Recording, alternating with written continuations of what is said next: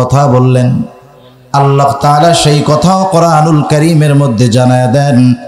আল্লাহর রাসূল বলেছে, ও আবু বকর, আল্লাহ তাআলা সেই কথা জানায় দিয়ে বলেন, ইয ইয়াকুলু লিসাহিবিহি লা তাহজান ইন্নাল্লাহা মা'ানা। নবীজি আবু বকরকে বলতেছে, ও আবু বকর, তুমি চিন্তা করো না, ভয় পেও না, এই গর্তের মধ্যে শুধু তুমি আর আমি দুইজন নয়, ইন্নাল্লাহা মা'ানা, আমাদের দুইজনের সাথে যিনি আছেন তিনি কে? শত্রু অনেক কাছে, কিন্তু সাথে আছে কে? আল্লাহ। মুসা আলাইহিস সালাতু ওয়াস সালাম বলেন, ইন্না মাইয়া রাব্বি, আমার সাথে রব আছে, সায়াহদিন, অচিরেই তিনি পথ দেখায় দিবেন। এই বিপদের মুহূর্তে কি আমাদের করতে হবে? আল্লাহ তাআলাও পথ দেখায় দিলেন। আল্লাহ তাআলা বলেন, ফাআউহাইনা ইলা মূসা আন ইদরিব বিআসাকাল বাহর ফানফালাকা ফাকানা কুল্লু ফিরকিন কাত-তাউদিল আযীম। আল্লাহ রাব্বুল আলামিন বলেন, আমি মূসা আলাইহিস সালাতু ওয়াস সালামের কাছে প্রত্যাদেশ প্রেরণ করলাম, ওহী পাঠাইলাম, আপনি আপনার হাতের লাঠিটা দিয়ে সাগরের উপরে আঘাত করেন। মূসা আলাইহিস সালাতু ওয়াস সালাম জিজ্ঞাসা করেন নাই কেন করব। আল্লাহ তাআলা আদেশ করেছেন, তিনি লাঠি দিয়া বাড়ি মারছেন।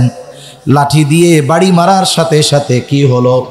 আল্লাহ তাআলা বলেন, লাঠি দিয়ে বাড়ি দেওয়ার সাথে সাথে ফাংফালাকা, সাগরটা লাঠির আঘাতে ফেটে দুই ভাগ হয়ে গেল। ফাংফালাকা, সাগর ফেটে দুই ভাগে বিভক্ত হয়ে গেল। ফাকানা কুল্লু ফিরকিন কাত-তাউদিল আযীম, প্রতিটা খণ্ড পাহাড় সাদৃশ্য উঁচু দেয়ালের মতো হয়ে গেল। মধ্যে দিয়ে ফাঁকা হয়ে গেছে বিশাল রাস্তা। মুফাসসিরিনে কেরাম লিখেন, যেহেতু বনি ইসরাইলের শাখা ছিল 12টা, আল্লাহ তাআলা 12টা রাস্তা করে দিলেন। আর বনি ইসরাইল সুন্দর মতো ওই রাস্তা দিয়ে পার হওয়া শুরু করে দিল। মূসা আলাইহিস সালাতু ওয়াস সালাম তার উম্মতদেরকে নিয়ে চলে গেছেন মাঝ রাস্তায়। ইতিমধ্যে ফেরাউন তার বাহিনী নিয়ে একেবারে রাস্তার গোড়ায় এসে হাজির।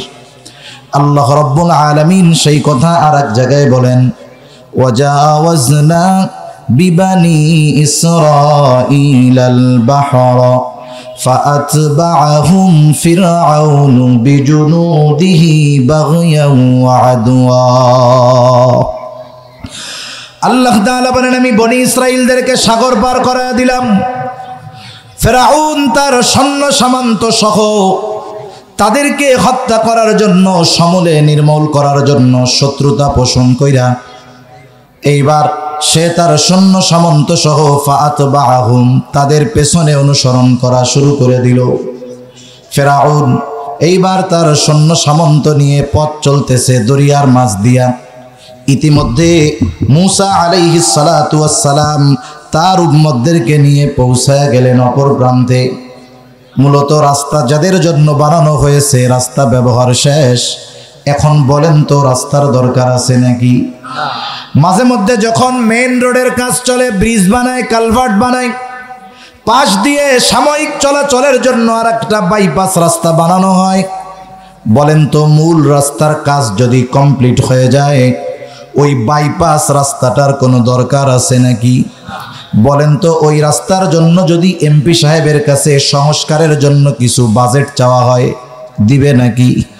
বলবে দেখো, যেই জন্য রাস্তা বানানো হয়েছিল সে কাজ তো হয়ে গেছে, এখন রাস্তার জন্য বাজেট দেওয়ার কোনো সুযোগ নাই, বরং তোমরা যদি পারো ওই রাস্তার মাটিগুলা কাইটা আমারে বাঁচাও। ঠিক না? বলবে যার জমি তার জ্বালায় বাঁচতেছি না, তোমরা যদি পারো তাহলে ওই রাস্তার মাটিগুলো কাইটা আমারে আর উদ্ধার করো। তাহলে রাস্তা যার জন্য বানানো হয়েছে তার ব্যবহার শেষ, যাদের জন্য বানানো হয়েছে তাদের ব্যবহার শেষ, এখন আর রাস্তার কোনো প্রয়োজন নাই। আল্লাহ রাব্বুল আলামিন যাদের জন্য রাস্তা বানাইছেন তাদের প্রয়োজন শেষ, এখন তো রাস্তার আর দরকার নাই। কে ওই পথে চলে, কে কোথায় যায় দেখারও দরকার নাই। আল্লাহ তাআলা পানিকে নির্দেশ দিলেন, পানি তুমি আগের অবস্থায় ফিরে যাও। আল্লাহ তাআলা হলেন এমন মহাপরাক্রমশালী এক মহান সত্তা, তিনি যখন যা চান শুধু বলেন হও, তৎক্ষণাৎ সেটা হয়ে যায়। আল্লাহ তাআলা যেটা চান শুধু বলেন হও, সাথে সাথেই সেটা হয়ে যায়। এইবার দুই দিকের পানি যখন একসাথে ফেরাউন আর তার সৈন্যবাহিনীর উপরে পড়ছে, একটাও সমুদ্রের তলদেশ থেকে উপরে উঠে আসতে পারে নাই, সবগুলাই শেষ। কিন্তু আল্লাহ তাআলা ফেরাউনকে তো এত সহজে ছেড়ে দিবেন না। জিবরাইল আলাইহিস সালাতু ওয়াস সালাম আইসা হাজির, এক টানে পানির নিচে থেকে টান দিয়া উপরে উঠায়া নিয়ে আসছে। এইবার চুবনি চলতেছে, চুবনি। ফেরাউন বুঝতে পেরেছে এতকাল আল্লাহ তাআলা আমাকে ছেড়ে দিয়ে ছাড় দিয়েছে, আজকে আর আমাকে ছাড় দিবে না, আজকে আমাকে ধরা দিয়েছে, কঠিন ধরা। কারণ আল্লাহ তাআলা সহজে ধরেন না, যখন ধরেন আল্লাহ তাআলা ছাড়েন না। আমরা অনেক সময় দেখি দুনিয়ার অনেক পাপী, অনেক জালেম, দিন যায় তার জুলুমের মাত্রা বাড়ে, আর আম পাবলিক সাধারণ মানুষ আমরা খালি হাই হতাশ করি, আল্লাহ আপনি কি আমাদের দেখেন না? আমরা মনে করি আল্লাহ তাআলা মনে হয় ওই জালেমরে মাফ করে দিবে। একটু বলেন তো, একটা মানুষ যদি একতলা থেকে পড়ে তার ক্ষতি হবে কি হবে না? ওই মানুষটাই যদি 10 তলা থেকে পড়ে খুঁজে পাওয়া যাবে? 100 তলা থেকে যদি পড়ে কিছুই পাওয়া যাবে না। তার মানে যত উপর থেকে পড়বে ওর অধপতন তত বেশি হবে, ক্ষতি তত বেশি হবে। আল্লাহ তাআলা জালেমদেরকে ছাড় দেন, জুলুম করার সুযোগ দেন, অর্থ হলো যাতে আখিরাতে তাকে বেশি বেশি শাস্তি দেওয়া যায়। জুলুম যত বাড়বে শাস্তিও তত বাড়তে থাকবে, ঠিক কিনা বলেন? ফেরাউন এবার বুঝতে পারছে আমার আর কোনো ছাড় নাই। আল্লাহ রাব্বুল আলামিন সহজে ধরেন না, যখন ধরেন আল্লাহ তাআলা ছাড়েন না। আল্লাহ তাআলাও বলেন ইন্না বাতশা রাব্বিকা লাশাদীদ। আল্লাহ তাআলা বলেন আপনার রবের ধরা বড় শক্ত ধরা, আপনার রবের ধরা বড় শক্ত ধরা।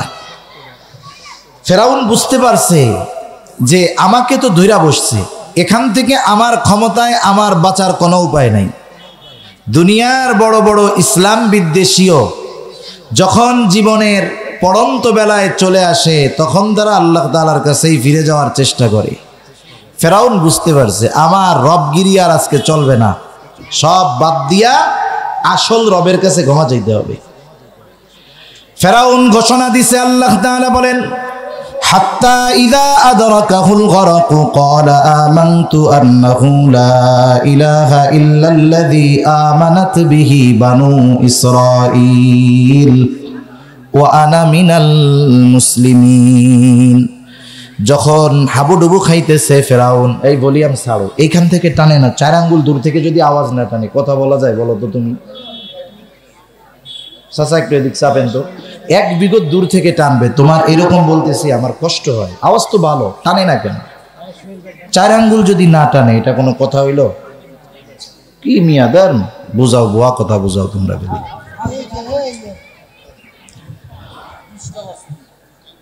ফেরাউন বুঝতে পারছে যে তার আজকে আর কোনো ছাড় নাই। এইবার সে বলতেছে আমানতু আন্নাহু লা ইলাহা ইল্লাল্লাযী আমানাত বিহি বানু ইসরাঈল। ফেরাউন বলে আমি ঈমান আনলাম বনি ইসরাইল যার উপরে ঈমান এনেছে, ওয়া আনা মিনাল মুসলিমিন, আমি তো মুসলমানদেরই একজন। বুঝতে হবে কোন কওমের উপরে, কোন জাতির উপরে যখন গজব চলে আসে, গজব আসার পরে যদি ঈমান আনার ঘোষণা দেয়, সেই ঈমান আল্লাহ তাআলা গ্রহণ করেন না, কবুল করেন না। গজব আসার আগে যদি ঈমান আনে তাওবাও কবুল হয়, ঈমানও কবুল হয়। হযরত ইউনূস আলাইহিস সালাতু ওয়াস সালামের সম্প্রদায় যখন দিন যায় তাদের অবাধ্যতার মাত্রা বাড়তেছে, ইউনূস আলাইহিস সালাতু ওয়াস সালামকে আল্লাহ তাআলা জানায় দিলেন পয়গম্বর 3 দিন পর এদের উপরে গজব আসবে। ইউনূস আলাইহিস সালাম যখন তার সম্প্রদায়কে জানাইলেন, তোমরা যেই অবাধ্যতা করতেছো আল্লাহ নারাজ হয়ে গেছে, 3 দিন পরে গজব আসবে।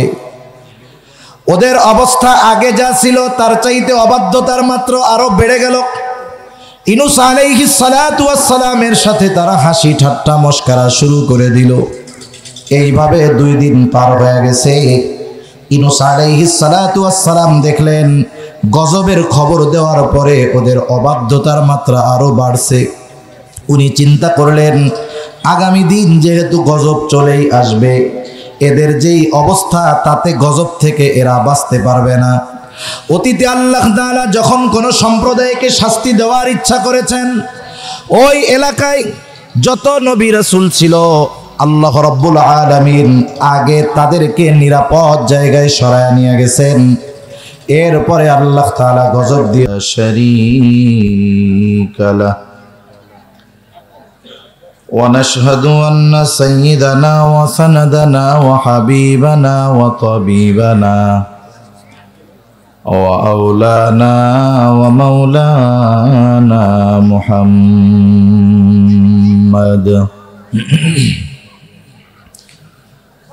صلى الله تعالى عليه وعلى آله وأصحابه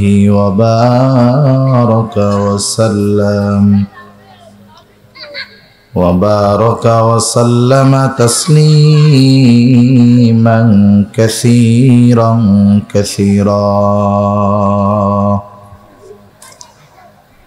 أما بعد فأعوذ بالله من الشيطان الرجيم. بسم الله الرحمن الرحيم.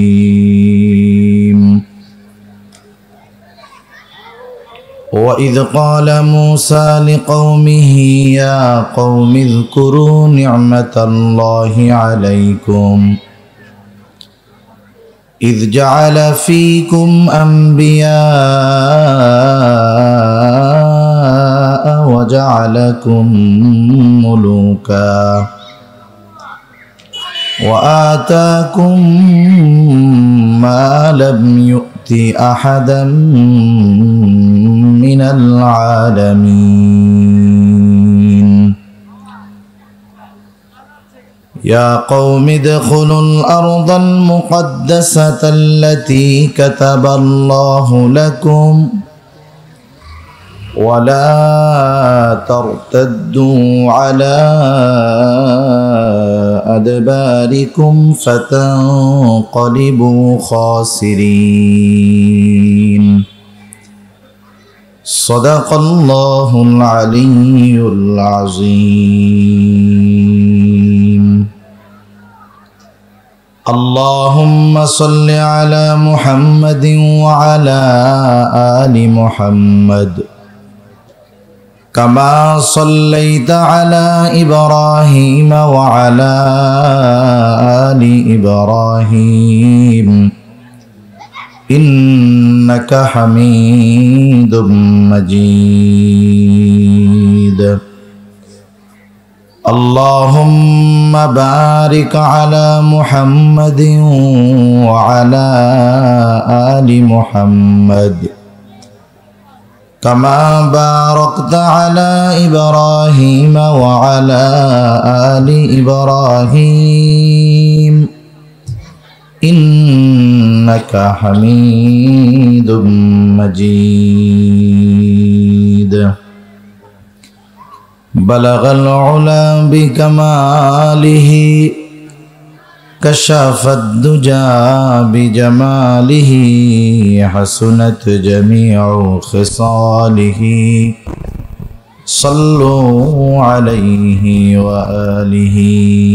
আল্লাহর মহব্বতে সকলে জবান খুলে একটু জিকির করি লা ইলাহা ইল্লাল্লাহ। মুরব্বী একটু এদিকে যাবেন, মাইকাল্লা এদিকে আসুন, এটা একটু সরাই, এটা একটু সরাই দাও। ডিজিটাল সাউন্ড সিস্টেম আছে? সাউন্ড সিস্টেম কি নর্মাল না ডিজিটাল? আওয়াজটা স্টেজের যে আওয়াজটা আমার কানে আসে, এই আওয়াজটা একটু সুন্দর করো, হালকা ভাষায় দাও রিভার্ব দিয়ে, ঠিক আছে? আর একটু আগায় দাও।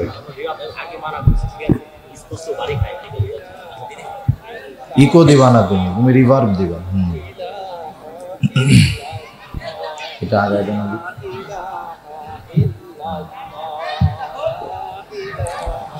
ইল্লাল্লাহ লা ইলাহা ইল্লাল্লাহ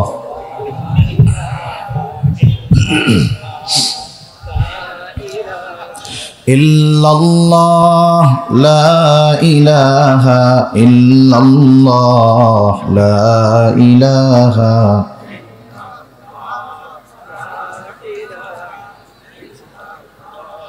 লা ইলাহা ইল্লাল্লাহ মুহাম্মাদুর রাসূলুল্লাহ সাল্লাল্লাহু আলাইহি ওয়াসাল্লাম। আলহামদুলিল্লাহ, ঐতিহ্যবাহী ফরিদপুর জেলার অন্তর্গত সদরপুর থানাধীন ঐতিহ্যবাহী বাবুরচর বাজার জামে মসজিদ ও বাবুরচর রহমানিয়া মাদ্রাসার উদ্যোগে আয়োজিত বার্ষিক ওয়াজ ও দোয়ার মাহফিলের সম্মানিত শ্রদ্ধেয় সভাপতি, আমন্ত্রিত প্রধান অতিথি, বিশেষ অতিথিবৃন্দ সহ সম্মানিত শ্রদ্ধেয় উলামায়ে কেরাম, সামনে উপস্থিত মুরব্বিয়ানে কেরাম, সমবয়সী যুবক বন্ধু, স্নেহের ছোট ভাই এবং পর্দার অন্তরালে অবস্থানরতা সম্মানিতা শ্রদ্ধেয়া মা ও বোন, দয়াময় আল্লাহ রব্বুল আলামিনের দরবারে অগণিত শুকর যে মহান মালিক আমাদের হায়াতে বরকত দিয়ে সুস্থ রেখে তার মহান হুকুম এশার নামাজ আদায়ের পরে হাদিসের ভাষায় জান্নাতের বাগানে আসার বসার কিছু দ্বীনি কথা বলবার এবং শ্রবণ করবার সুযোগ যে মহান মনিব আমাদেরকে দান করেছেন, সে মহান মনিবকে খুশি করার জন্য মহব্বতের সাথে জবান খুলে অন্তর থেকে আমরা একবার কালিমাতুশ শুকর পাঠ করি, আলহামদুলিল্লাহ। অগণিত দুরুদ ও সালাম সৈয়দুল আম্বিয়া, আশরাফুল আম্বিয়া, খাতামুল আম্বিয়া, ইমামুল মুরসালিন, রহমাতুল লিল আলামিন মুহাম্মাদুর রাসূলুল্লাহ সাল্লাল্লাহু আলাইহি ওয়াসাল্লামের উপর। আমি আপনাদের খেদমতে পবিত্র কোরআনুল কারীমের সূরা মায়দা থেকে 2টা আয়াত তিলাওয়াত করেছি। আল্লাহ তাআলার কাছে তৌফিক চাই, আল্লাহ তাআলা অল্প সময়ের মধ্যে কিছু কথা আমাকে বলার সুযোগ করে দেন, যে কথাগুলো আমাদের সবার দুনিয়া এবং আখিরাতের জন্য কল্যাণকর হয়। সকলে বলি আমিন। একটু ভলিউম বাড়ান, এটা একটু ভলিউম ছাড়েন। সম্মানিত উপস্থিতি, আপনারা অবশ্যই অবগত আছেন যে দীর্ঘ প্রায় 2 মাস ব্যাপী, মধ্যে কয়েকদিন ছাড়া দীর্ঘ প্রায় 2 মাস ব্যাপী ধারাবাহিকভাবে এ দুনিয়ার অন্যতম নিকৃষ্ট এক জাতি, ইহুদি জাতি, এ দুনিয়ার বিস্ফোরা পয়গম্বর আলাইহিস সালামদের হত্যাকারী এই জাতি নির্বিচারে ফিলিস্তিনের মজলুম মুসলমানদেরকে হত্যাযজ্ঞ চালিয়ে যাচ্ছে। এই পর্যন্ত প্রায় অফিসিয়াল হিসাবে 20,000-এর কাছাকাছি নিরপরাধ মুসলিমদেরকে নির্বিচারে তারা হত্যা করেছে। আমরা দোয়া করি যারা জীবন দিয়েছেন আল্লাহ সুবহানাহু ওয়া তাআলা তাদের সকলকে শাহাদাতের মর্যাদা দান করেন। আমিন। সাথে সাথে এই দোয়াও আমরা করি যারা ওই জালেমদের বিরুদ্ধে জিহাদ করতেছেন, আল্লাহ সুবহানাহু ওয়া তাআলা তাদের সহযোগী হয়ে যান এবং এই জালেমদের বিরুদ্ধে ওই মুজাহিদদের আল্লাহ তাআলা চূড়ান্ত বিজয় দান করেন। আসলে ইহুদিদের সম্পর্কে আমাদের যতটুকু জানার দরকার ছিল আমরা আসলে ততটা জানি না। যদিও প্রতিদিন প্রতি রাকাত নামাজের মধ্যে ইমামের পেছনে যখন পড়ি, ইমামের কেরাত তো মুসল্লির কেরাত, ইমামের পেছনে পড়ি, জামাতে পড়ি আর একাকী পড়ি, সূরা ফাতিহা লাগে কি লাগে না? লাগে। সূরা ফাতিহার মধ্যে আমরা আল্লাহ তাআলার কাছে দুনিয়ার সর্ব উত্তম এবং সর্ব উৎকৃষ্ট দোয়াটা আল্লাহ তাআলার কাছে করি। কারণ সূরা ফাতিহার আরেকটা নাম হলো, যে নামগুলো আছে নামগুলোর মধ্যে অন্যতম একটি নাম হলো সূরাতুদ দুআ। আল্লাহ সুবহানাহু ওয়া তাআলার কাছে আমরা দোয়া করি, কি দোয়া করি? বলি ইহদিনাস সিরাতাল মুস্তাকিম সিরাতাল্লাযীনা আন'আমতা আলাইহিম গায়রিল মাগদুবি আলাইহিম ওয়ালাদ-দাল্লিন। আমরা আল্লাহ তাআলার কাছে সিরাতে মুস্তাকিমের উপর অটল অবিচল থাকার দোয়া চাই, ওই পথের পথিক হওয়ার দোয়া চাই। কোন পথ?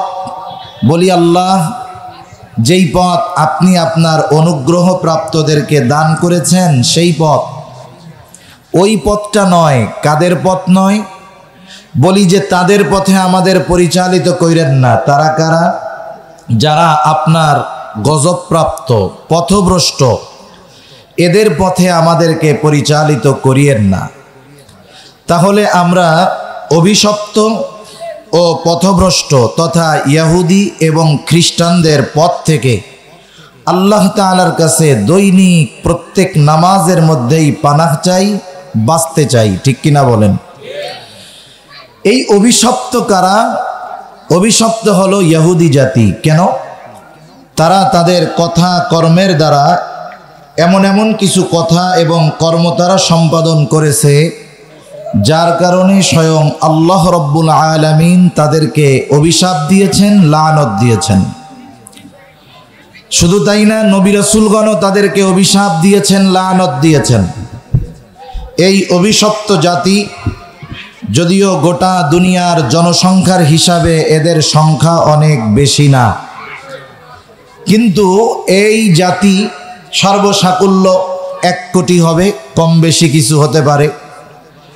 অথচ গোটা দুনিয়ার 700 কোটি মানুষের শান্তি বিনষ্ট করার জন্য এই 1 কোটি ইহুদি যথেষ্ট। ঠিক কিনা বলেন? আপনারা হয়তো ইতিহাস জানেন যে হিটলার গ্যাস চেম্বারের মধ্যে ঢুকায়া 60 লক্ষ ইহুদিকে হত্যা করেছিল। যদিও ইতিহাস বাস্তবতা হলো সংখ্যা এত নয়, এই সংখ্যাটা এত প্রসিদ্ধ হয়ে গেছে যে এটাকে আর অশুদ্ধ বলার সুযোগ নাই, এতটা প্রসিদ্ধ হয়ে গেছে। এজন্য সব প্রসিদ্ধ বিষয় যে বিশুদ্ধ হয় তাও না। তা যাই হোক, ইহুদি নিধন করেছে হিটলার। হিটলার কেন ইহুদি নিধন করেছে? সম্প্রতি সময়ে হিটলারের একটা বক্তব্য বেশ আলোচিত হয়েছে, বিভিন্ন মিডিয়ার মধ্যে ওই বক্তব্যটাকে ছাড়ছে। সে তার বক্তব্যের মধ্যে ইহুদি নিধনের যেই কারণগুলো উল্লেখ করছে, কারণগুলোর মধ্যে অন্যতম একটা কারণ হলো যে সে বলেছে এই জাতি গোটা দুনিয়ার মধ্যে বিভিন্ন জায়গায় ছড়ায় ছিটায় আছে। শুধু তাই না, এরা যেখানেই যায় শান্তি শৃঙ্খলা বিনষ্ট করে, সমাজের মধ্যে দেশের মধ্যে অশান্তি লাগায় দেয়। এই জন্যই এদেরকে মূলত হিটলার নিধন করেছে, হত্যা করেছে। বাস্তবতা হলো ইহুদি জাতির অভ্যাস, খাসলাত এটাই ছিল। তারা যেখানেই যাইত সেখানেই তারা বিশৃঙ্খলা সৃষ্টি করত। এ অভ্যাস তাদের অতীতকাল থেকেই ছিল। তা যাই হোক, আমি ওই ইতিহাসের দিকে যাব না, বরং আমি যেই আয়াতগুলো আপনাদের খেদমতে তিলাওয়াত করেছি, উক্ত আয়াতগুলোকে সামনে রেখে কিছু কথা আপনাদের খেদমতে বলবার ইচ্ছা পোষণ করেছি। যদি ওই কথাগুলো আমাদেরকে বুঝতে হয়, এই ভলিউম ছাড়েন, আরো এত কাছে গিয়ে বলা লাগে কেন? ভলিউম ছাড়েন, আওয়াজ পরিষ্কার করেন। ক্যান ক্যান করবে না, আওয়াজ গুনগুন করবে।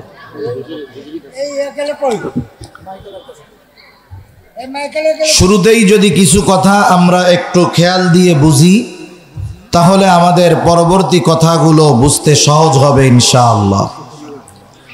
আমরা জানি মুসলিম মিল্লাতের পিতা হলেন ইব্রাহিম আলাইহিস সালাতু ওয়াস সালাম। ইব্রাহিম আলাইহিস সালাতু ওয়াস সালামের জন্মস্থান হলো ইরাকের বাবেল শহর। লম্বা ইতিহাস, ইব্রাহিম আলাইহিস সালাতু ওয়াস সালাম এক সময় আল্লাহ তাআলার নির্দেশে হিজরত করলেন শাম দেশে।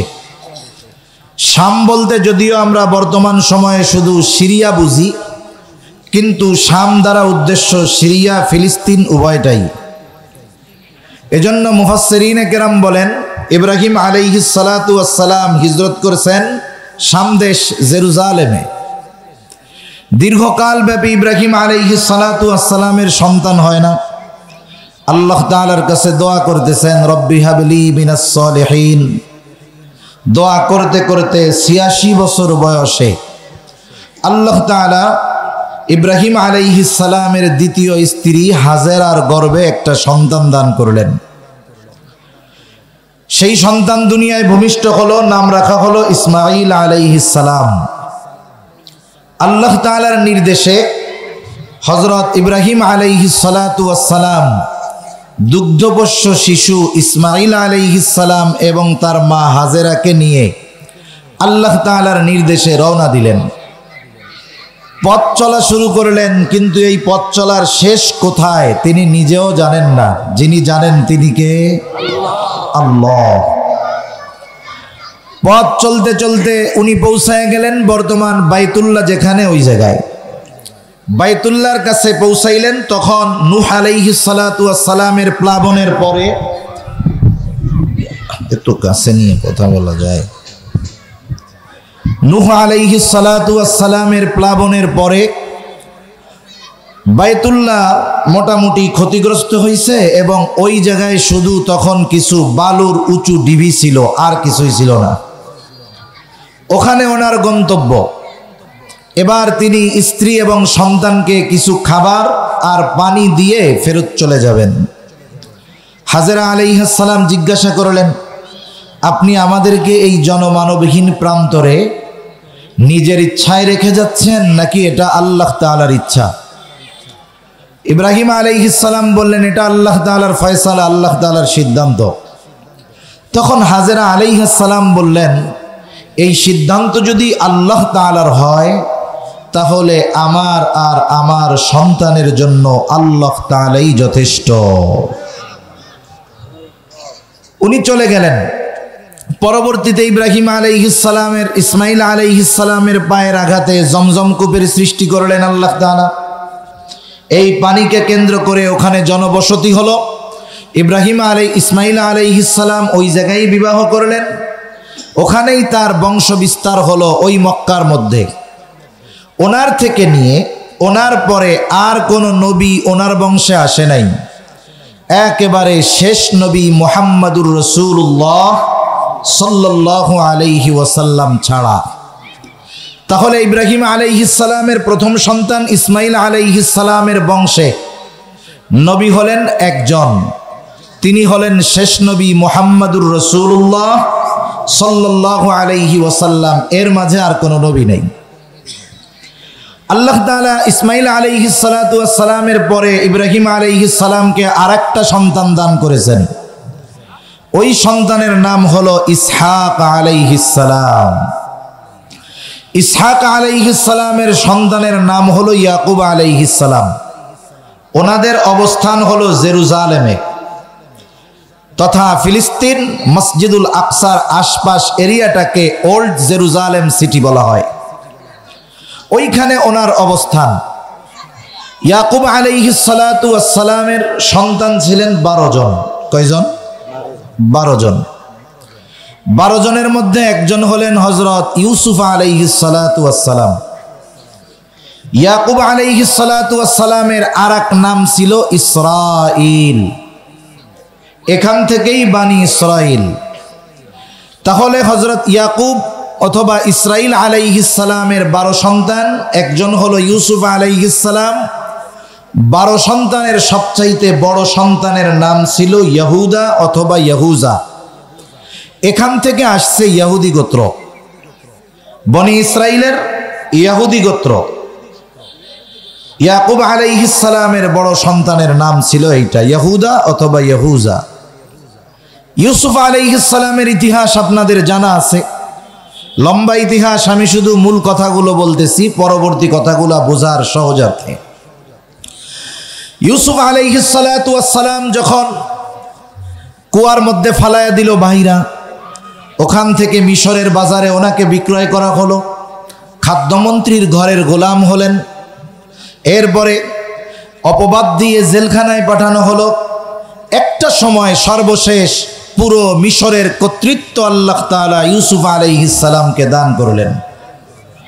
এমন এক সময় ইউসুফ আলাইহিস সালাম মিশরের কর্তৃত্ব লাভ করেছেন যখন আশেপাশের সব জায়গায় দুর্ভিক্ষ চলতেছিল। আমাদের দেশেও কিন্তু দুর্ভিক্ষ চলতেছে, টের পান না? এক রাত্রে পেঁয়াজের দাম 60-70 থেকে 260-70 হয়ে গেছে। একটা বাজার ব্যবস্থা কতটা অনিয়ন্ত্রিত হলে দ্রব্যমূল্যর আপডাউন এক ধাপে 200% পর্যন্ত বাড়তে পারে, এটা অকল্পনীয় এক ব্যাপার। এটা দুর্ভিক্ষের এক আলামত। আল্লাহ তাআলা জানে আমাদের ভবিষ্যতে কপালে কি আছে। আল্লাহ তাআলা ওই ধরনের দুর্যোগ থেকে আমাদের হেফাজত করুক, আমিন। তা যাই হোক, ওই সময় গোটা আশেপাশে সব জায়গায় দুর্ভিক্ষ। ইউসুফ আলাইহিস সালাম মিশরের রাষ্ট্রপ্রধান, ওই জেলখানায় থাকতে এই দুর্ভিক্ষের সময় কি করণীয় এই স্বপ্নের ব্যাখ্যা উনি দিয়ে দিয়েছিলেন। তা যাই হোক, ইউসুফ আলাইহিস সালামের ভাইদের সাথেও ওই দুর্ভিক্ষের সময় ওনার পরিচয় হয়ে গেছে। ইউসুফ আলাইহিস সালাম ভাইদেরকে মাফ করে দিয়ে বললেন, যেহেতু এখন জেরুজালেমে বসবাস করা কঠিন, খাদ্যের কষ্ট, দুর্ভিক্ষ চলতেছে, তাহলে আপনারা সবাই, ওনার বাবাকে সহ বললেন, সবাই হিজরত করে চলে আসেন মিশরে।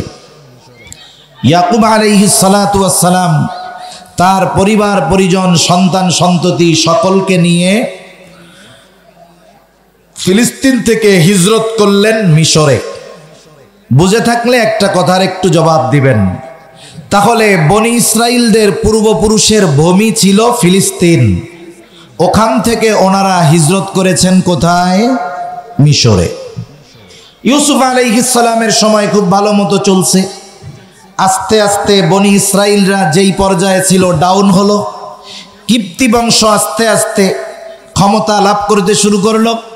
এক সময় যেই জালেম ফেরাউনের কথা আমরা বলি, এই ফেরাউন মিশরের আসনে সমাসীন হলো, বসলো, এবং সে একটা পর্যায়ে নিজেকে খোদা দাবি করা শুরু করে দিল। বনি ইসরাইলদের উপরে জুলুম অত্যাচারের মাত্রা বাড়তে থাকলো। আল্লাহ তাআলা বনি ইসরাইলদেরকে এই জালেম ফেরাউনের কবল থেকে নিষ্কৃতি দেওয়ার জন্য আল্লাহ তাআলা হযরত মূসা আলাইহিস সালাতু ওয়াস সালামকে দুনিয়ায় পাঠাইলেন। ইহুদি ধর্ম এটা প্রসিদ্ধি এবং প্রতিষ্ঠা এবং প্রসিদ্ধি লাভ করেছে মূসা আলাইহিস সালামের মাধ্যমে। তা যাই হোক, মূসা আলাইহিস সালামের ইতিহাসও কম বেশি আপনাদের জানা আছে। আল্লাহ তাআলা ওনাকে নবুয়ত দান করলেন এবং ফেরাউনের কাছে দাওয়াত দেওয়ার নির্দেশ আল্লাহ তাআলা দিলেন। মূসা আলাইহিস সালাতু ওয়াস সালাম ফেরাউনকে আইসা দাওয়াত দিছে আল্লাহ তাআলার ব্যাপারে ঈমান আনার জন্য, রবের প্রতি ঈমান আনার জন্য দাওয়াত দিছে। দাওয়াত দেওয়ার পরে উল্টা ফেরাউন জিজ্ঞাসা করে, ক্বালা ফামার রব্বুকুমা ইয়া মূসা, হে মূসা, তুমি কোন রবের দাওয়াত দিতেছ? তোমাদের দুইজনের রব, সে আবার কি, কোন রব? তা যাই হোক, মূসা আলাইহিস সালাতু ওয়াস সালাম ফেরাউনকে দাওয়াত দেওয়ার পরে ফেরাউন দাওয়াত তো মানেই নাই, গ্রহণ করেই নাই, বরং দিন গেছে। বলেন তো, ফেরাউনের অবাধ্যতা বেড়েছে না কমেছে? বেড়েছে। একটা মানুষ দিনের পথে আসবে এর কিছু আলামত দেখে টের পাওয়া যায়। মূলত হেদায়েতের মালিক হলেন আল্লাহ। হেদায়েতের মালিক কে? আল্লাহ। তবে অনেক সময় মানুষের কিছু বাহ্যিক দৃষ্টি দেখে বোঝা যায় এর মধ্যে পরিবর্তন হবে কি হবে না। যেমন একজন পাপের মধ্যে লিপ্ত, গুনাহ করে, অপরাধ করে, ইমাম সাহেব ওই ব্যক্তিকে কোরআন সুন্নাহ দিয়ে খুব ভালো মতো বুঝাইলেন যে, ভাই, আপনি যেই অন্যায়টা করতেছেন, যেই পাপের মধ্যে ডুবে আছেন, এটা আপনার জন্য বড় ক্ষতির বিষয়, আখিরাতে বড় শাস্তির কারণ হবে। ওই ব্যক্তির নসিবে যদি পরিবর্তন থাকে, আশা করা যায় ও ওই কথাগুলো শ্রবণ করবার পর কমপক্ষে কিছু অনুশোচনা করবে, বলবে হুজুর আসলেও এটা আমার ভুল হয়েছে, আমি এই পাপ কর্ম ছেড়ে দেওয়ার চেষ্টা করব। এই ধরনের আচরণ যদি তার থেকে পাওয়া যায়, বুঝতে হবে যে আল্লাহ তাআলা চাইলে তার হেদায়েত খুব দ্রুতই হবে। কিন্তু এর বিপরীত আরেক ধরনের লোক আছে, তারা কেমন, যে আপনি আমি যখন তাকে কোরআন সুন্নাহ দিয়ে বুঝাবো যে আপনার এই কাজটা পাপের, আপনার এই কাজটা বড় গুনার, সে গুনাহ তো ছাড়বেই না, বরং তাকে কোরআন সুন্নাহ দিয়ে কথা বলার পরে, বোঝানোর পরে তার অবাধ্যতা, তার অহংকার এবং তার বিরোধিতা আরো বেড়ে যাবে।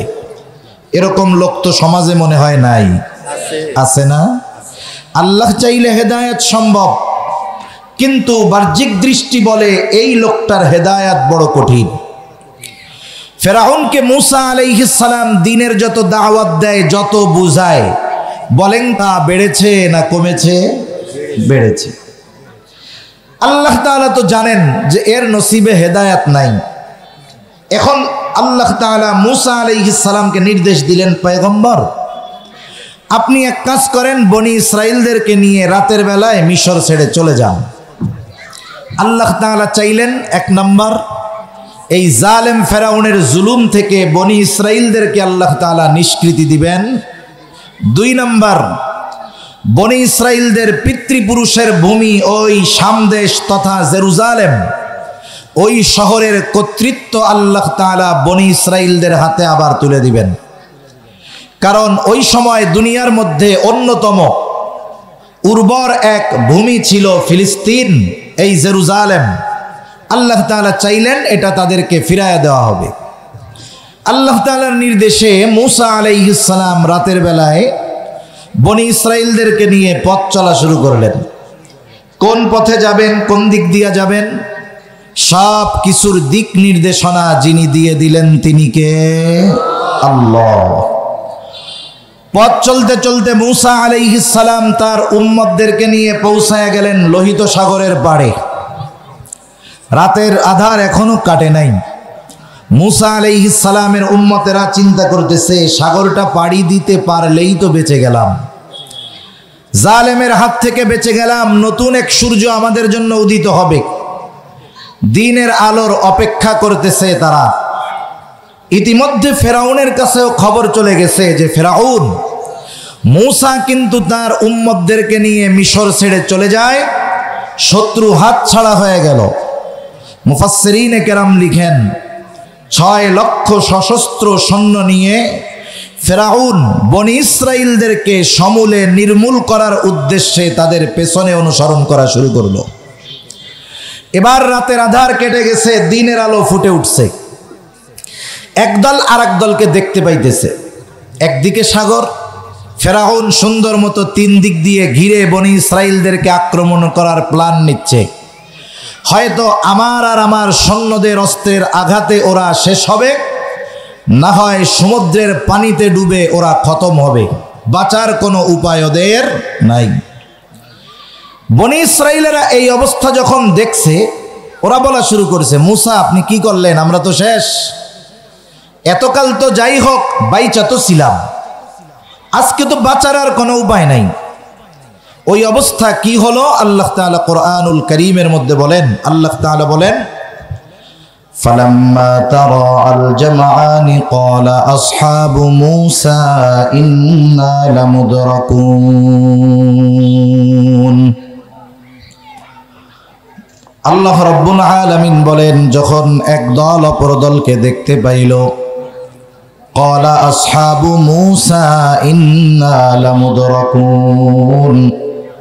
মূসা আলাইহিস সালাতু ওয়াস সালামের সাথীরা বলতেছে, মূসা ইন্না লামুদরাকুন, মূসা আমরা ধরা পড়ে গেছি, আমাদের আর বাঁচার কোনো উপায় নাই। যদিও এখনো ধরা পড়ে নাই, কিন্তু ধরা পড়ে গিয়েছি বলার কারণ হলো, কারণ তারা দেখতেছে আসন্ন বিপদ থেকে বাঁচার কোনো উপায় নাই।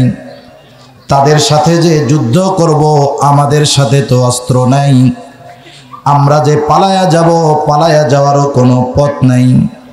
তার মানে ফেরাউনের হাতে আমাদের ধরা পড়তে হবে নিশ্চিত, বাঁচার কোনো উপায় নাই।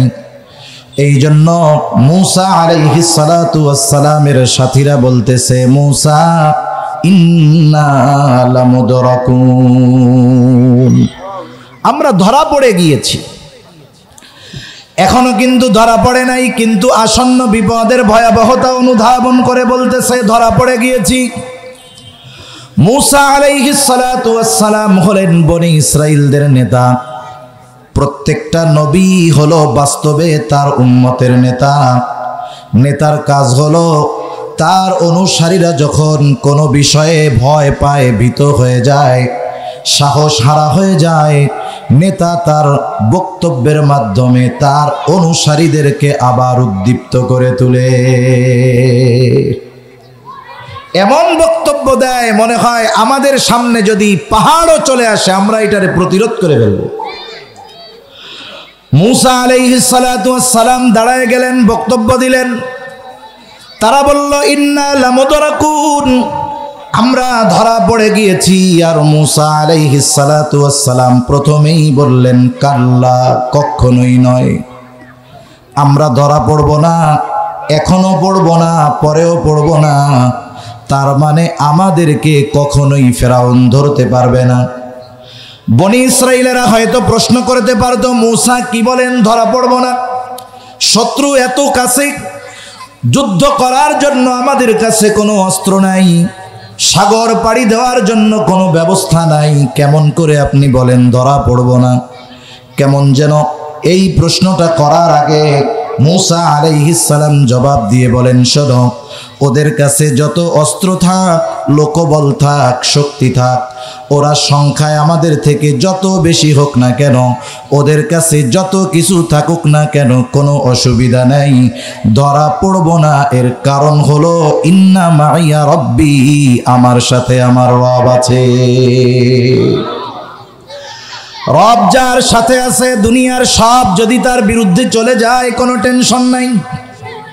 শত্রু যত কাছে হোক, রব যদি কারো সাথে থাকে, শত্রু তাকে কোনো ক্ষতি করতে পারবে না, অনিষ্ট করতে পারবে না। আবু বকর সিদ্দিক রাদিয়াল্লাহু তাআলা আনহু রাসূল আকরাম সাল্লাল্লাহু আলাইহি ওয়াসাল্লামের সাথে যখন হিজরত শুরু করছে, সাওর পর্বতের গুহার মধ্যে 3 দিন আত্মগোপনে ওনরা ছিলেন। আরবের মানুষেরা এতটা পারদর্শী ছিল, ওনাদের পদচিহ্নগুলো মুছে দেওয়ার জন্য দৈনিক আবু বকর সিদ্দিক রাদিয়াল্লাহু তাআলা আনহুর গোলাম ছাগলের পাল এনে চলাচল করত, যাতে করে ওনাদের পায়ের চিহ্নগুলো মুছে যায়। এরপরেও ওই আরবের মানুষেরা ওনাদের পদচিহ্ন খেয়াল করে করে করে একেবারে গুহার মুখের কাছে চলে আসছে। আবু বকর সিদ্দিক রাদিয়াল্লাহু তাআলা আনহু বলেন, আমি প্রত্যেকের গলার আওয়াজ শুনতেছি এবং প্রত্যেককে আমি চিনতে পারতেছি কে কি বলতেছে, কি কথা বলতেছে। তিনি বলেন, আমাকে আর রাসূলুল্লাহ সাল্লাল্লাহু আলাইহি ওয়াসাল্লামকে দেখার জন্য, ধরার জন্য তাদের দূরে কোথাও যাওয়া লাগতো না। তারা যদি শুধু তাদের নিজেদের পায়ের দিকে তাকাইতো, আমাকে এবং আল্লাহর রাসূলকে তারা দেখে ফেলতে পারত। এমত অবস্থায় আবু বকর সিদ্দিক রাদিয়াল্লাহু তাআলা আনহু প্রচন্ড রকমের চিন্তিত হয়ে গেছেন, ভীত হয়ে গেছেন। কারণ আবু বকর সিদ্দিক রাদিয়াল্লাহু তাআলা আনহু ছিলেন খাঁটি আশিকে রাসূল। ওনাদের নামের আগে আশিকে রাসূল লাগানো লাগতো না। ওনারা তো নবীর জন্য এমন ফেদা ছিলেন, আবু বকরকে যদি 100 জীবন দেওয়া হতো, 100 জীবন যদি বলা হতো, আবু বকর 100 জীবনই তোমাকে নবীর জন্য কোরবান করতে হবে, আবু বকর এমন আশিকে রাসূল ছিলেন, ওই 100 জীবন 100 বার নবীর জন্য কোরবান করতে তৈয়ার ছিলেন। আমাদের দেশের আশিকে রাসূল আর আবু বকর আশিকে রাসূল, এটা তুলনা করলে পাপ হবে।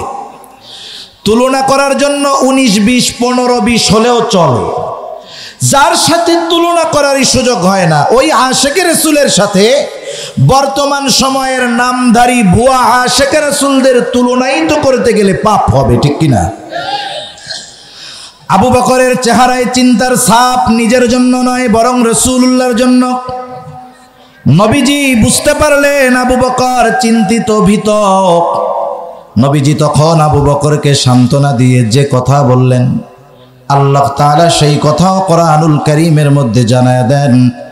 আল্লাহর রাসূল বলেছে, ও আবু বকর, আল্লাহ তাআলা সেই কথা জানায় দিয়ে বলেন, ইয ইয়াকুলু লিসাহিবিহি লা তাহজান ইন্নাল্লাহা মা'ানা।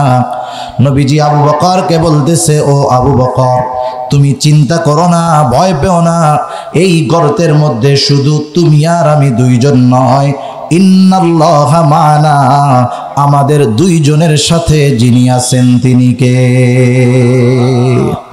শত্রু অনেক কাছে, কিন্তু সাথে আছে কে?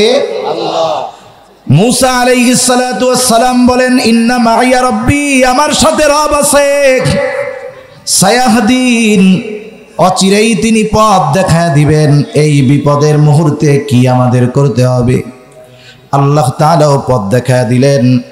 আল্লাহ তাআলা বলেন, ফাআউহাইনা ইলা মুসা আন ইদরিব বিআসাকাল বাহর ফানফালাকা ফাকানা কুল্লু ফিরকিন কাত্তাউদিল আযীম। আল্লাহ রাব্বুল আলামিন বলেন, আমি মুসা আলাইহিস সালাতু ওয়াস সালামের কাছে প্রত্যাদেশ প্রেরণ করলাম, ওহী পাঠাইলাম, আপনি আপনার হাতের লাঠিটা দিয়ে সাগরের উপরে আঘাত করেন। মুসা আলাইহিস সালাতু ওয়াস সালাম জিজ্ঞাসা করেন নাই কেন করব। আল্লাহ তাআলা আদেশ করেছেন, তিনি লাঠি দিয়া বাড়ি মারছেন। লাঠি দিয়ে বাড়ি মারার সাথে সাথে কি হলো? আল্লাহ তাআলা বলেন, লাঠি দিয়ে বাড়ি দেওয়ার সাথে সাথে ফাংফালাকা, সাগরটা লাঠির আঘাতে ফেটে দুই ভাগ হয়ে গেল। ফাংফালাকা, সাগর ফেটে দুই ভাগে বিভক্ত হয়ে গেল। ফাকানা কুল্লু ফিরকিন কাত্তাউদিল আযীম, প্রতিটা খণ্ড পাহাড় সাদৃশ্য উঁচু দেয়ালের মতো হয়ে গেল। মধ্যে দিয়ে ফাঁকা হয়ে গেছে বিশাল রাস্তা।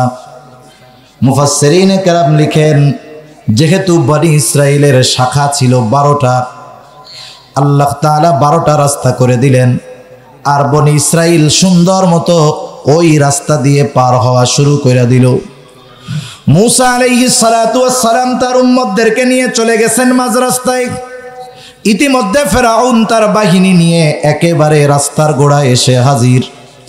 আল্লাহ রাব্বুল আলামিন সেই কথা আর এক জায়গায় বলেন, ওয়াজাওয়াজনা বিবানি ইসরাঈলাল বাহরা ফাআতবাআহুম ফিরআউনু বিজুনুদিহি বাগয়ান ওয়া আদওয়া।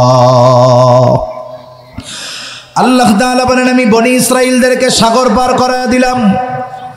ফেরাউন তার সৈন্য সামন্ত সহ তাদেরকে হত্যা করার জন্য, সমূলে নির্মূল করার জন্য শত্রুতা পোষণ কইরা এইবার সে তার সৈন্য সামন্ত সহ ফাআতবাআহুম, তাদের পেছনে অনুসরণ করা শুরু করে দিল। ফেরাউন এইবার তার সৈন্য সামন্ত নিয়ে পথ চলতেছে দরিয়ার মাঝ দিয়া। ইতিমধ্যে মুসা আলাইহিস সালাতু ওয়াস সালাম তার উম্মতদেরকে নিয়ে পৌঁছায় গেলেন অপর প্রান্তে। মূলত রাস্তা যাদের জন্য বানানো হয়েছে, রাস্তা ব্যবহার শেষ। এখন বলেন তো রাস্তার দরকার আছে নাকি? মাঝে মধ্যে যখন মেইন রোডের কাজ চলে, ব্রিজ বানায়, কালভার্ট বানায়, পাশ দিয়ে সাময়িক চলাচলের জন্য আর একটা বাইপাস রাস্তা বানানো হয়। বলেন তো মূল রাস্তার কাজ যদি কমপ্লিট হয়ে যায়, ওই বাইপাস রাস্তাটার কোনো দরকার আছে নাকি? বলেন তো ওই রাস্তার জন্য যদি এমপি সাহেবের কাছে সংস্কারের জন্য কিছু বাজেট চাওয়া হয়, দিবে নাকি? বলবে দেখো, যেই জন্য রাস্তা বানানো হয়েছিল সে কাজ তো হয়ে গেছে, এখন রাস্তার জন্য বাজেট দেওয়ার কোনো সুযোগ নাই, বরং তোমরা যদি পারো ওই রাস্তার মাটিগুলা কাইটা আমারে বাঁচাও। ঠিক না? বলবে যার জমি তার জ্বালায় বাঁচতেছি না, তোমরা যদি পারো তাহলে ওই রাস্তার মাটিগুলো কাইটা আমারে আর উদ্ধার করো। তাহলে রাস্তা যার জন্য বানানো হয়েছে তার ব্যবহার শেষ। যাদের জন্য বানানো হয়েছে তাদের ব্যবহার শেষ, এখন আর রাস্তার কোনো প্রয়োজন নাই। আল্লাহ রাব্বুল আলামিন যাদের জন্য রাস্তা বানাইছেন তাদের প্রয়োজন শেষ, এখন তো রাস্তার আর দরকার নাই। কে ওই পথে চলে, কে কোথায় যায় দেখারও দরকার নাই। আল্লাহ তাআলা পানিকে নির্দেশ দিলেন, পানি তুমি আগের অবস্থায় ফিরে যাও। আল্লাহ তাআলা হলেন এমন মহাপরাক্রমশালী এক মহান সত্তা, তিনি যখন যা চান শুধু বলেন হও, তৎক্ষণাৎ সেটা হয়ে যায়।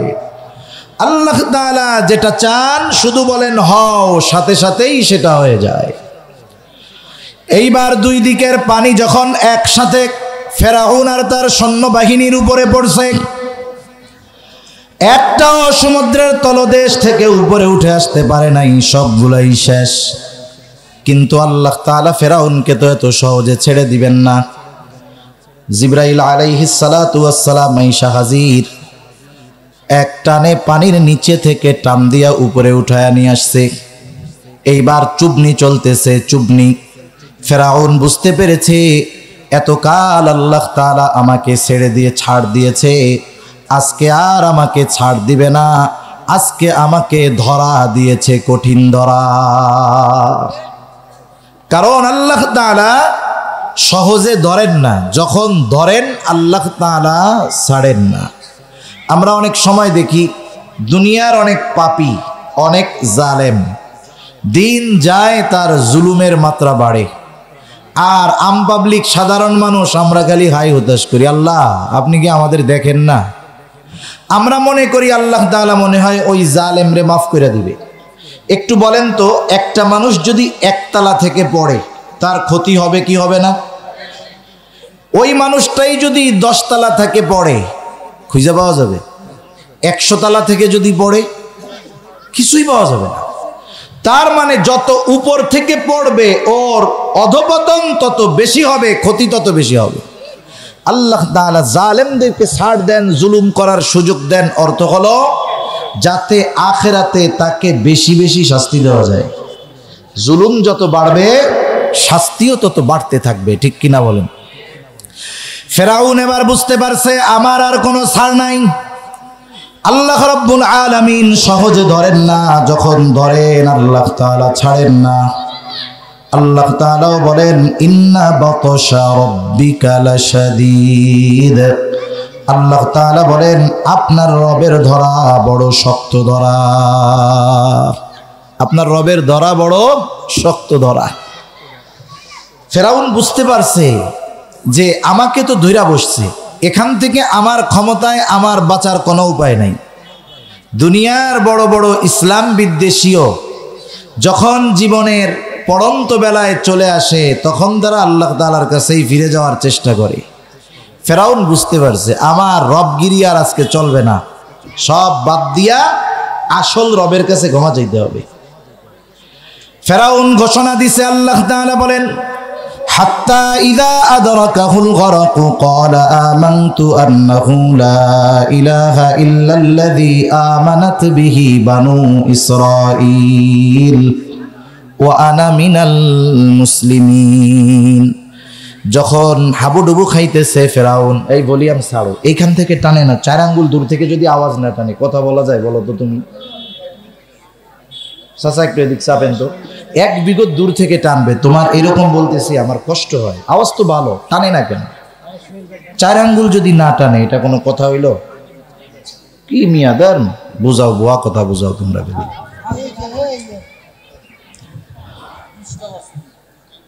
ফেরাউন বুঝতে পারছে যে তার আজকে আর কোনো ছাড় নাই।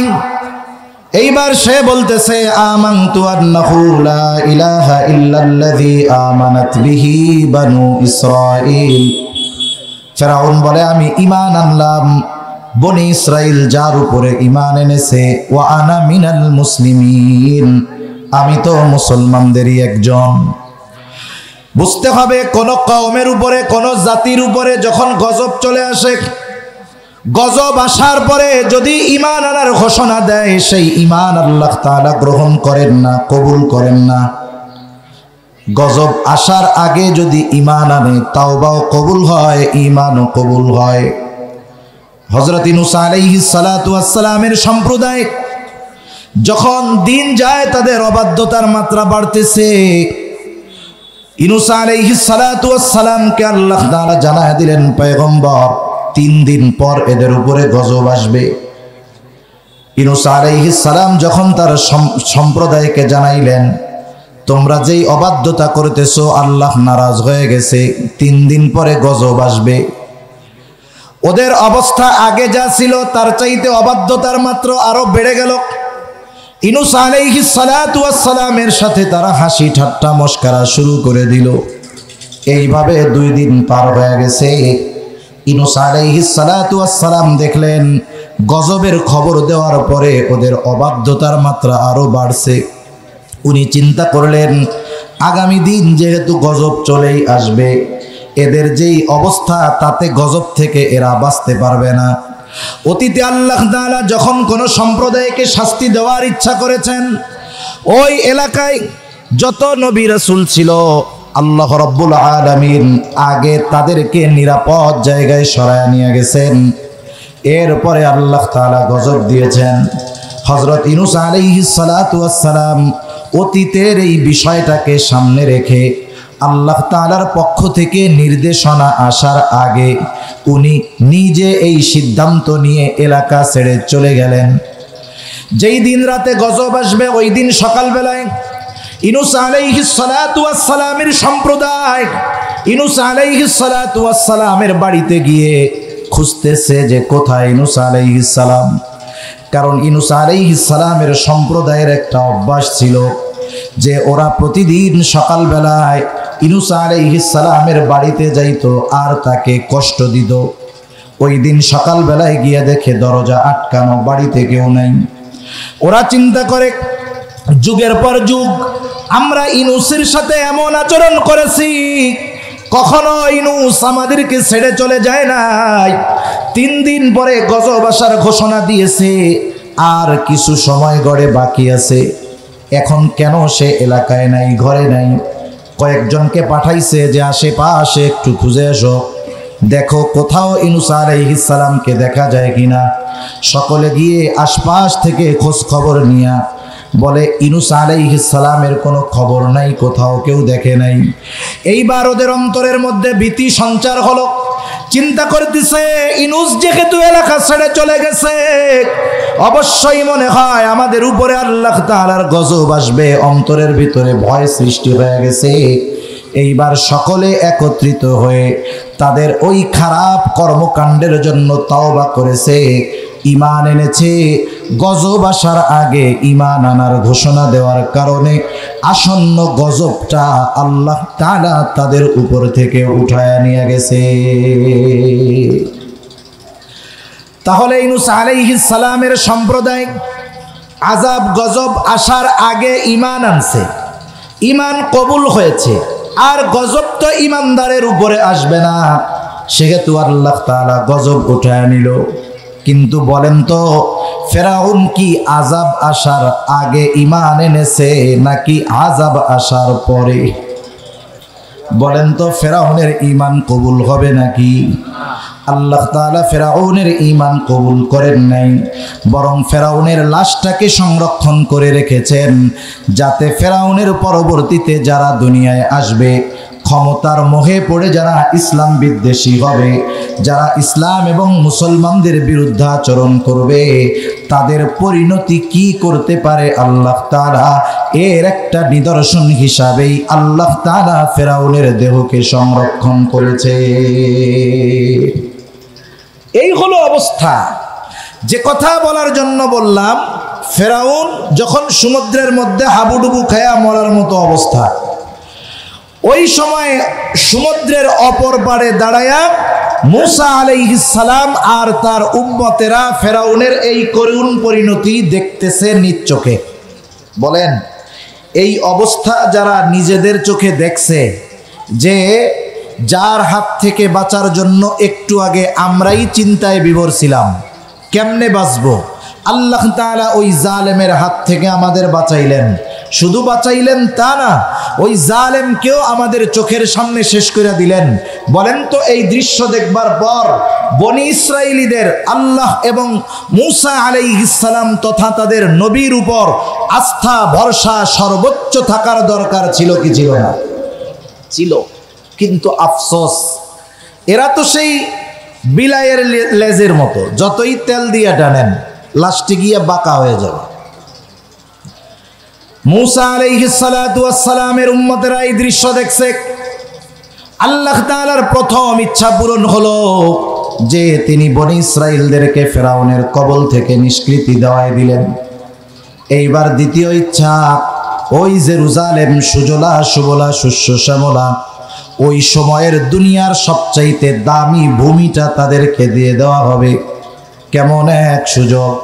কিন্তু বাস্তবতা হলো, কেউ যদি কোনো দামি জিনিস সহজে পাওয়া যায়, দামি জিনিস যদি পরিশ্রম ছাড়া অর্জিত হয়, ওই দামি জিনিসের কদর অনেক সময় মানুষ করতে পারে না।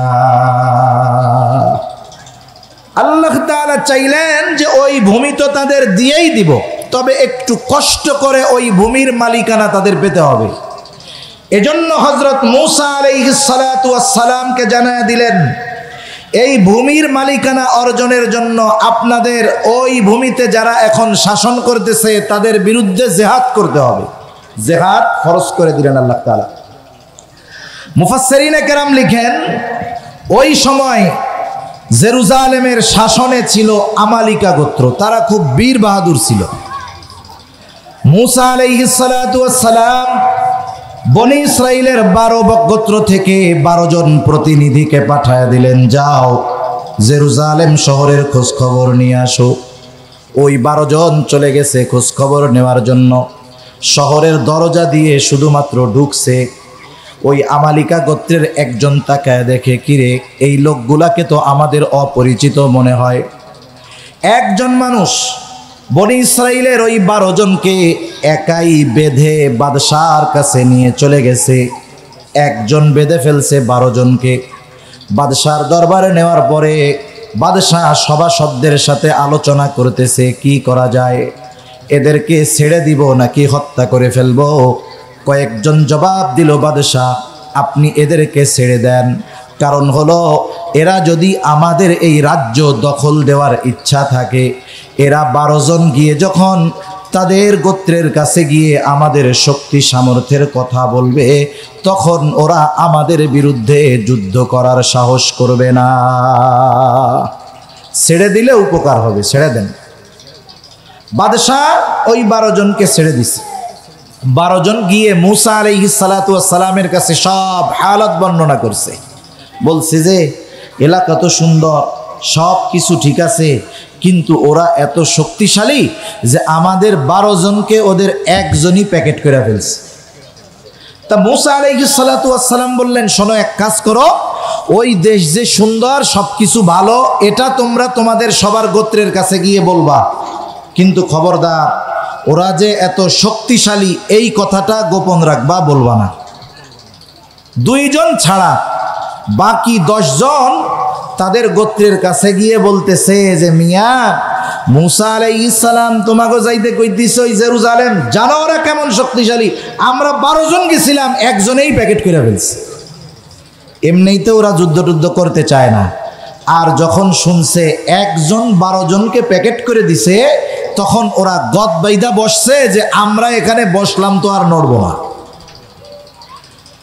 এইবার মূসা আলাইহিস সালাতু ওয়াস সালাম তাদেরকে একটু বুঝাইতে গেছেন, নসিহত করতে গেছেন।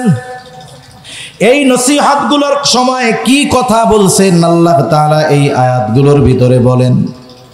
মূসা আলাইহিস সালাম বলতেছে, ওয়া ইয ক্বালা মূসা লিকওমিহি ইয়া কওমি যকুরু নি'মাতাল্লাহি আলাইকুম ইয জাআলা ফীকুম আম্বিয়া ওয়া জাআলাকুম মুলুকা।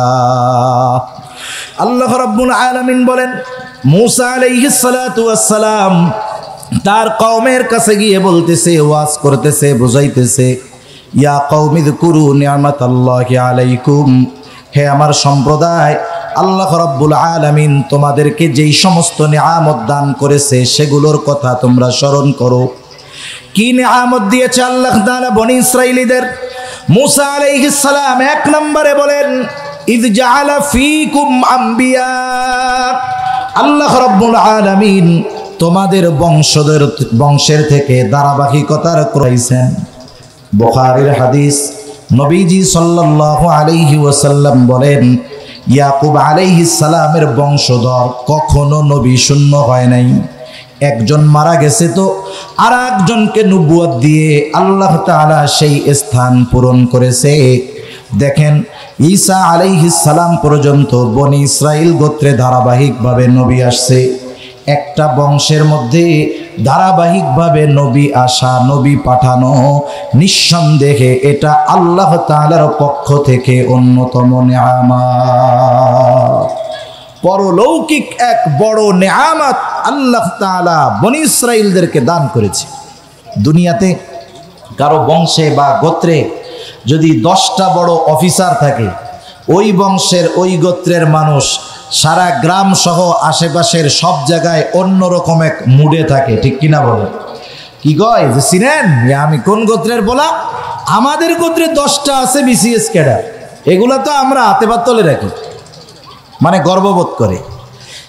তাহলে যেই বংশের মধ্যে ধারাবাহিকতার ক্রমান্বয়ে নবী আসছে, যারা ঈসা আলাইহিস সালাম পর্যন্ত কখনো নবী শূন্য হয় নাই, এটা তাদের জন্য কত বড় এক নিয়ামত।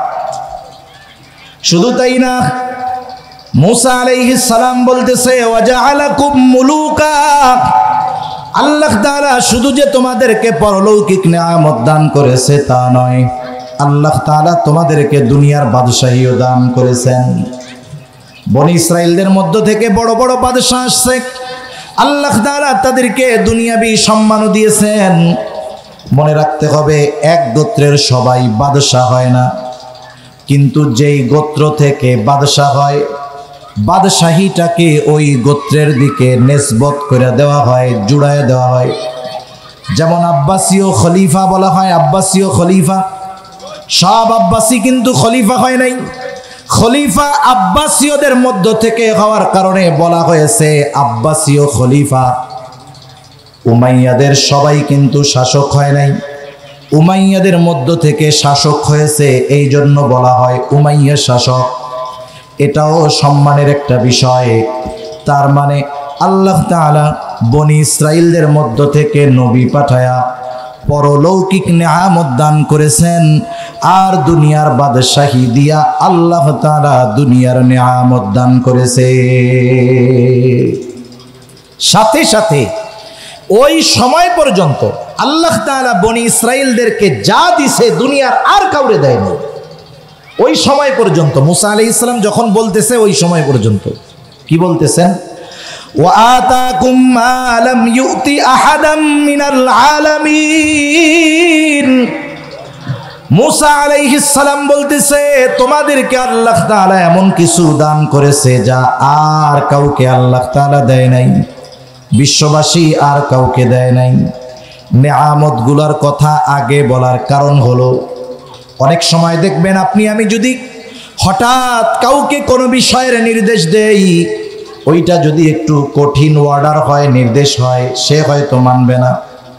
কিন্তু যদি তার উপরে আপনার কোনো অনুগ্রহ থাকে, আপনি যদি অতীতে তাকে বড় বড় কোনো উপকার করে থাকেন, ওই উপকারগুলোর কথা স্মরণ করায়া দেওয়ার পরে যদি আদেশ করেন, আশা করা যায় অতীতের ওই ইহসানের কথা মনে করে সে আপনার বর্তমান আদেশটাকে মেনে নিবে। মুসা আলাইহিস সালাম আল্লাহ তাআলার নির্দেশ জিহাদের আদেশ দেওয়ার আগে আল্লাহ তাআলা অতীতে তাদের কি নিয়ামত দান করেছেন ওই নিয়ামতগুলোর কথা আগে আল্লাহ স্মরণ করায়া দেয়। আল্লাহর নির্দেশ দেওয়ার আগে মুসা আলাইহিস সালাম আল্লাহ প্রদত্ত অতীতের বড় বড় কিছু নিয়ামতের কথা তাদের সামনে তুলে ধরলেন। এই নিয়ামতগুলো তুলে ধরার পরে এবার নির্দেশ দিচ্ছেন জিহাদের, যে আল্লাহ তাআলা তো তোমাদের উপরে জিহাদ ফরজ করছে, তবে শুনে রাখো যুদ্ধে যাবা ঠিক, কিন্তু ওই যুদ্ধে তোমাদের জন্য বিজয় সুনিশ্চিত করেছেন কে? আল্লাহ। मूसा अलैहिस्सलाम बोलतेছে या कौम दुखुलुल अरदल मुक़द्दसतल्लती कतबल्लाहु लकुम वला तरतद्दू अला अदबारिकुम फतंक़लिबू खासिरीन। मूसा अलैहिस्सलातु वस्सलाम बोलतेছে হে আমার সম্প্রদায় या कौम दुखुलुल अरदल मुक़द्दस, তোমরা প্রবেশ করো বাইতুল মুকাদ্দাসের মধ্যে, ওই শহরে পবিত্র নগরীতে তোমরা ঢুকে যাও। ওরা যতই শক্তিশালী হোক তোমরা চিন্তা করো না। আল্লাতী কাতাবাল্লাহু লাকুম, যেই জমিনের মালিকানা তোমাদেরকে লিখে দিয়েছে কে? আওয়াজ দিয়া কম। আল্লাহ। আগে জয়ের ঘোষণা দিয়েছেন, বলতেছে প্রবেশ করো ওই শহরের মধ্যে, যেই শহরের মালিকানা আল্লাহ তাআলা তোমাদের দিয়ে দিয়েছেন। আল্লাতী কাতাবাল্লাহু লাকুম, তবে একটা জিনিস মনে রাখবা, ওয়ালা তারতাদ্দু আলা আদবারিকুম ফাতানকালিবু খাসিরিন। তোমরা যে শহরে ঢুকবা আর বাহির হবা না, পিছু হটবা না, তাহলে ক্ষতিগ্রস্ত হয়ে যাবা। সামনের দিকে চলবা। তোমাদের শত্রু যত শক্তিশালী হোক তোমাদেরকে বিজয় দিবেন কে? আরো জোরে বলেন কে? আল্লাহ। মুসা আলাইহিস সালাম তো এই কথা বলে দিছেন।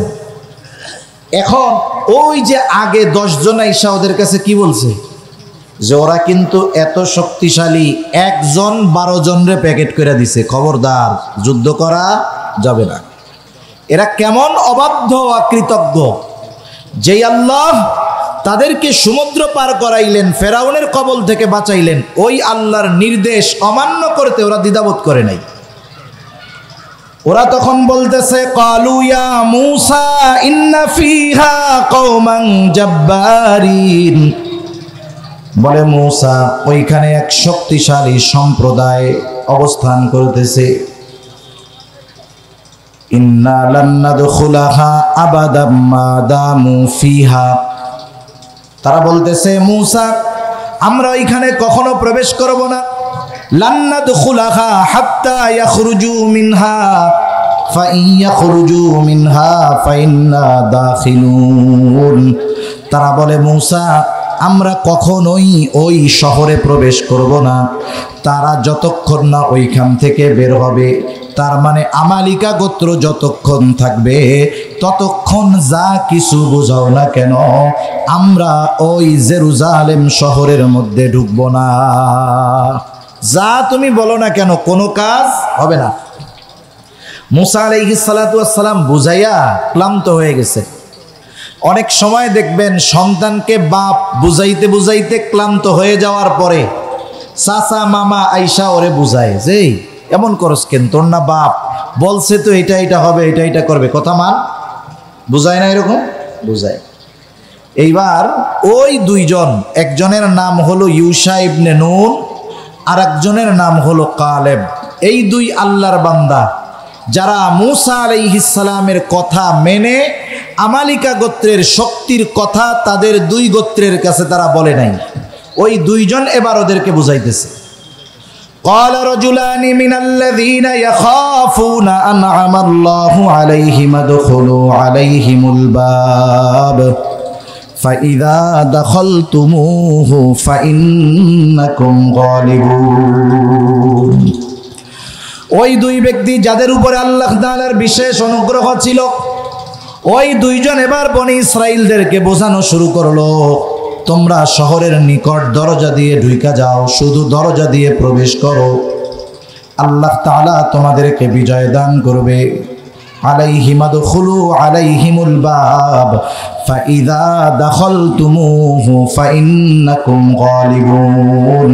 তোমরা শুধু দরজা দিয়ে প্রবেশ করবা, তোমাদেরকে যিনি বিজয়ী করে দিবেন তিনি কে?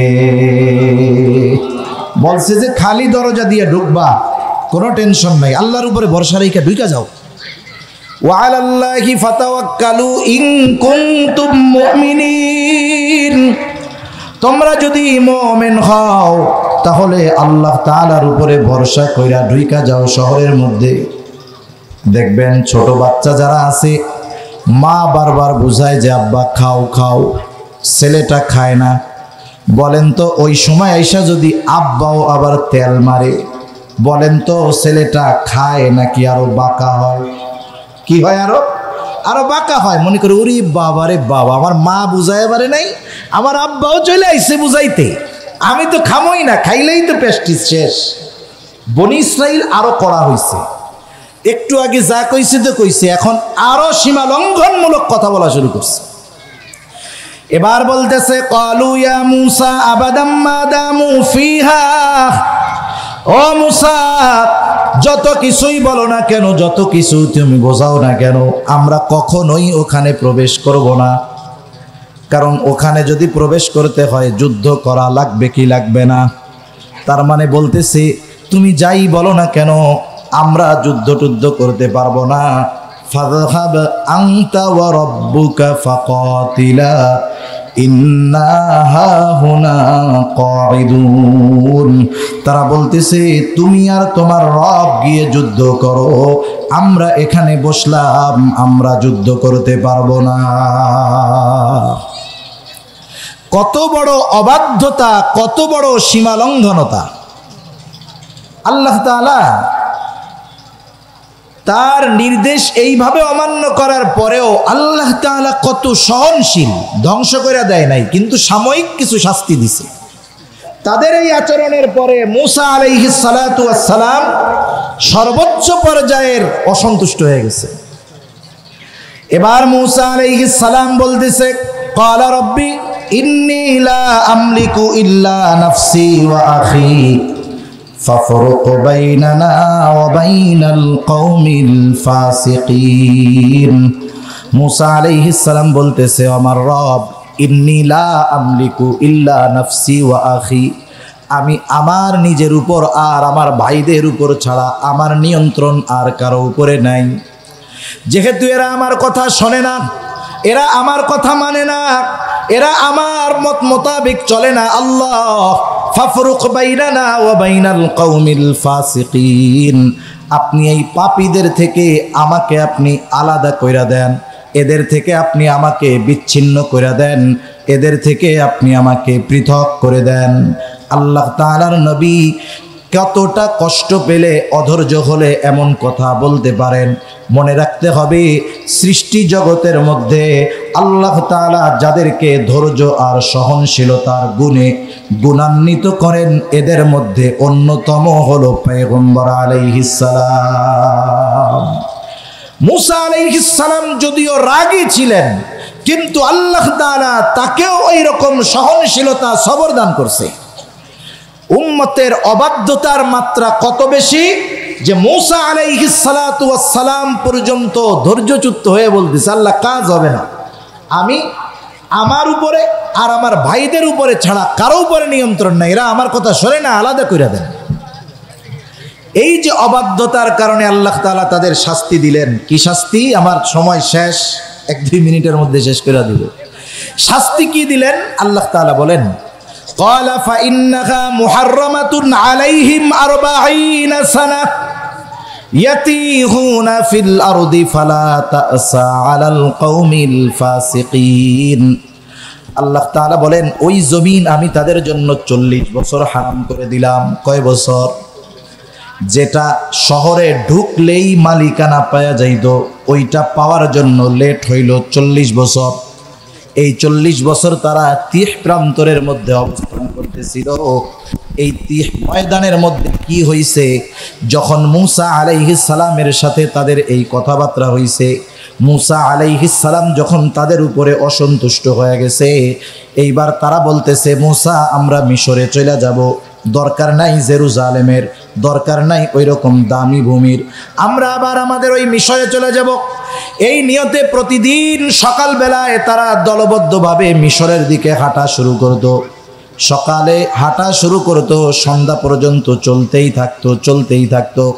চলতে চলতে যখন সন্ধ্যা নামতো, তখন দেখতো যে সকালবেলায় যেখান থেকে হাঁটা শুরু করছে, সারাদিন হাঁটার পর আবার সেই জায়গায় এসে উপস্থিত।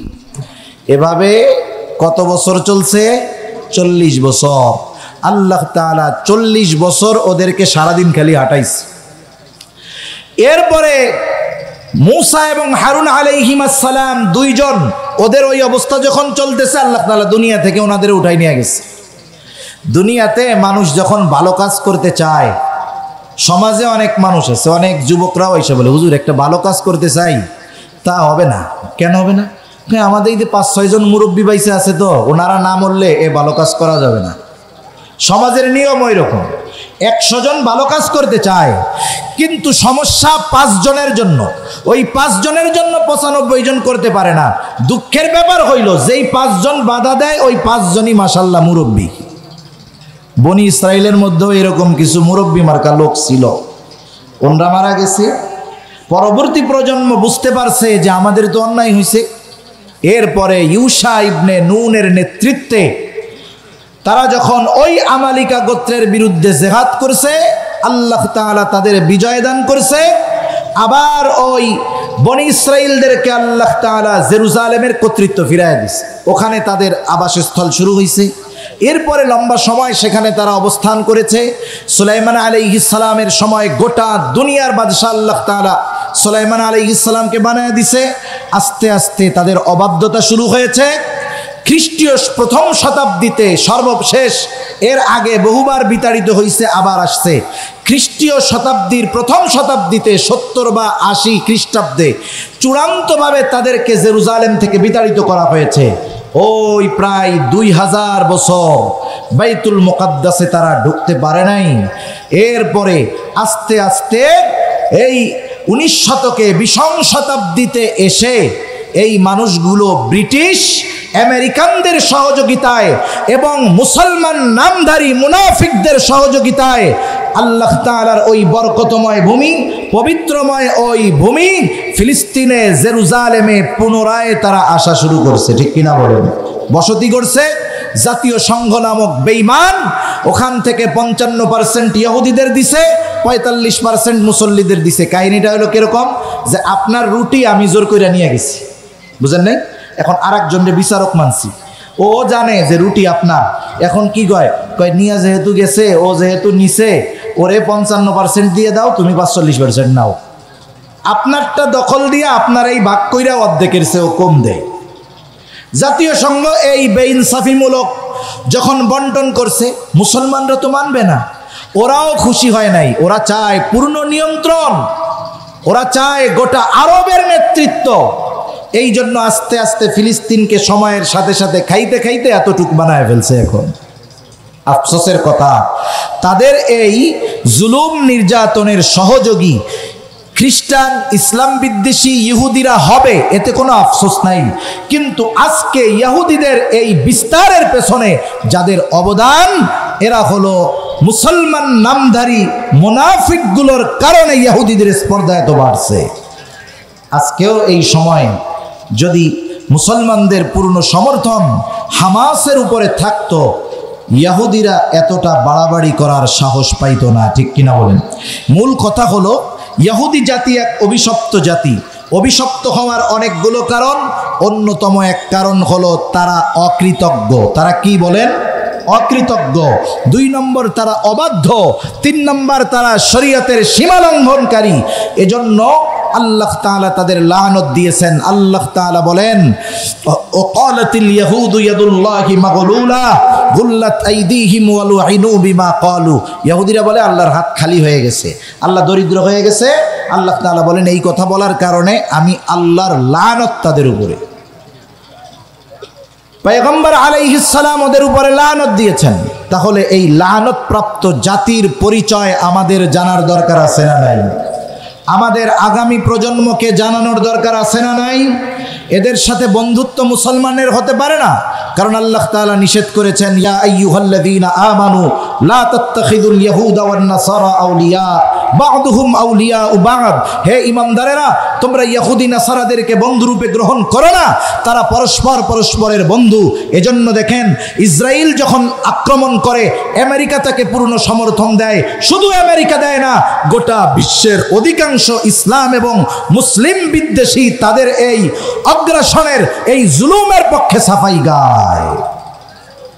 সেজন্য বোঝাতে হবে, বুঝতে হবে, আমাদের অন্তরে এই ইহুদি জাতির প্রতি ঘৃণা তৈরি করতে হবে, আগামী প্রজন্মের অন্তরেও এই বীজ ঢুকায়া দিতে হবে যে শোনো, ইহুদি নাসারা ইসলাম বিদ্বেষীরা কখনো মুসলমানদের প্রকৃত বন্ধু হতে পারে না। সাথে সাথে ওরা যেই সমস্ত কারণে অভিশপ্ত হয়েছে ওই সমস্ত কারণগুলো আমাদের মধ্যে আমরা রাখবো না, বের করে দিব। আমরা কৃতজ্ঞ বান্দা হব, আমরা আনুগত্যশীল বান্দা হব, আমরা শরীয়তের সীমার মধ্যে থাকব। আল্লাহ সুবহানাহু ওয়া তাআলা আমাদের সবাইকে কথাগুলো বুঝবার, আমল করবার তৌফিক দান করুন। সকলে বলি আমিন, জোরে বলি আমিন। ওয়া আখির